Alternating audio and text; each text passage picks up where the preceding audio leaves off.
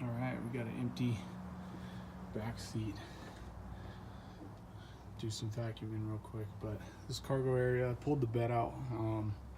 It was a bad setup, so, but we perfected it. Between me and my father-in-law, we perfected this system. So I put visors on, so that was pretty cool. Dig it, figured I need it going up to Washington, but anyway, yeah. So the setup here, it's gonna be a lot better because I don't know if you remember the way I had it was like I had like a makeshift square frame with a crossbar and all this crazy stuff, right? So I tore that out because it was too big and I would have to take it apart and put it together inside of the vehicle. So I don't want to do that. So the way I did it now is I scored this bad boy for 20 bucks. So it came with like little roller casters, like the roller wheels. But if you look at my last video, these ones have the adjustable feet on it. So I knocked them out of the old legs and I'm gonna reuse them. So in this one, it fits right in. The little vinyl plastic goes right up in there and it fits perfect. So they're adjustable and it's good to go. So now I'm just drilling holes for where I'm gonna put my turnbuckles and where I'm gonna secure the board on the top. So, and this hole here is gonna be for this piece here, this cross member. So I had to cut it a little bit shorter and do some adjusting on the notches, and then I had to adjust this other side on the notches here.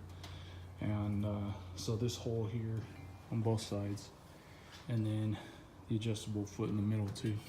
And then these are where my other turnbuckles are gonna go.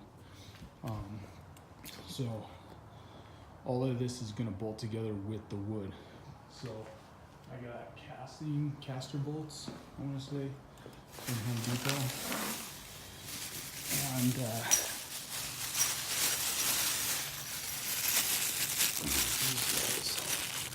these bolts here, they have just a flush head on them, and the square. So what these are gonna do is they're gonna go into the wood and go flush with the top of the wood. And then I'm gonna bolt the wood and the frame and everything together. And then when it comes down to this portion here, to adjust it, I set it to where I wanted and drilled holes so I can run through the board and both of these and hold it in place on both sides and get rid of this guy. So there's not gonna be like a hump in the middle or anything, it'll just be smooth.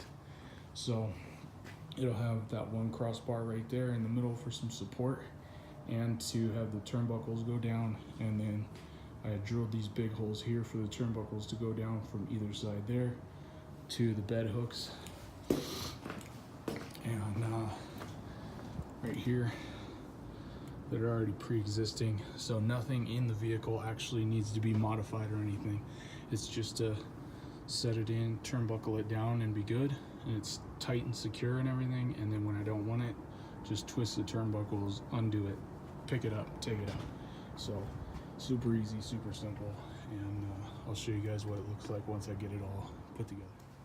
All right, so the pre-existing bed that I had was a little bit too long. So I took the circular saw, the skill saw, and cut off what I needed to. And at this point, I put these wood clamps on here holding the frame to the wood. So I can kind of pre-drill a pilot hole everywhere that I want to put a bolt. And then what I suggest when I put that crossboard in right here, I already pre-drilled the holes for it and everything. I suggest you drill a hole or two into that crossboard so you can mount it on the crossboard as well. Because the last setup that I had, I didn't have any bolts running through the center board right here that ran across the middle. And when I was on the dirt road, off-roading and stuff, the wood was bouncing right in the middle and it was smacking on the frame and it was just echoing in this empty cab. So I definitely suggest securing it at all points you can possible. So like notice I put the hole right on the corner there, just to eliminate any type of flapping in the corners or anything like that. So like I said, I'm gonna I put the 2 holes here so that way I can eliminate this thing so there's not a hump in the middle. And then I'm gonna put the crossbar in. It's gonna have a little bit of a hump where the crossbar is because it's gonna sit on top of that frame, but it's gonna be fine. I'd rather have the hump than the hollow space. If I put it on this backside, this is about 1/8 of an inch frame and it's an 1/8 inch hollow space. So even securing it with some bolts, it might still have that hollow smack. So that's how I'm securing it right now, is just getting it all the holes lined up, little pilot holes drilled so I can run these casting bolts through it. So it's gonna be a pretty good little setup. The other one, like I said, it was a little too big. It actually came out from this lip right here, and I would have to take it apart and put it back together inside the vehicle. This one, I'm gonna be able to just set it in or take it out. It's gonna be very, very simple. So I'll show you guys, and, I'm gonna keep putting it together. I'll show you guys what it looks like. All right, and there she is, the finished product. So, like I said, I ran everything through here. Get this turned. Went through the wood and everything. Got rid of those 2 guys right there. So that way, this is all bolted together and sturdy in the corners. And I ran those 2 bolts through the middle piece like I said it was going to.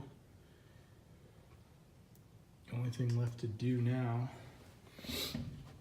is cut some of the wood there for that hole for the turnbuckles.